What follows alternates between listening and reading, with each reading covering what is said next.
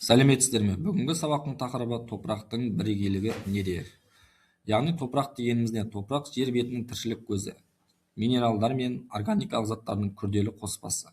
Ол өсімдіктердің өсуіне қажетті қоректі заттардың негізгі көзі болып табылады. Жердегі барлық тірі организмдерді қолдайды.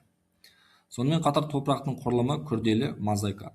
Минералдық бөлшектер құм, саз балшық топырақтың негізгі қаңқасын құрайды. Олардың арқасында топырақ типін анықтай аламыз. Органикалық заттар шіріген өсімдік қалдықтары мен микроорганизмдер топырақтың құнарлығын арттырады. Су мен ауа өсімдіктер мен микроорганизмдердің тіршілігі үшін маңызды компоненттер, топырақ кеуіктілігін қамтамасыз етеді.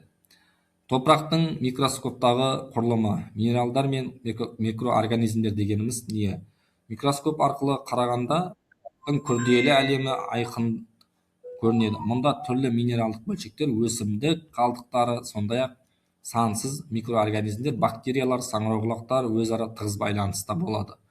Бұл кішкентай тіршілік иелері органикалық заттарды ыдыратып, қоректік элементтерді өсімдіктерге қолжетімді етеді. Топырақтың қалыптасу ерекшеліктері, яғни климаттық факторлар, геологиялық уақыт және өсімдіктер мен жануарлар жер бедері. Топырақтың экожүйедегі рөлі өсімдік тірегі, биологиялық әртүрлілігі, су реттеуші зат айналымы болып бөлінеді. Топырақтың адам өміріндегі маңызы ауыл шаруашылығы мен табиғатты қорғау, азық-түлік қауіпсіздігі болып саналады.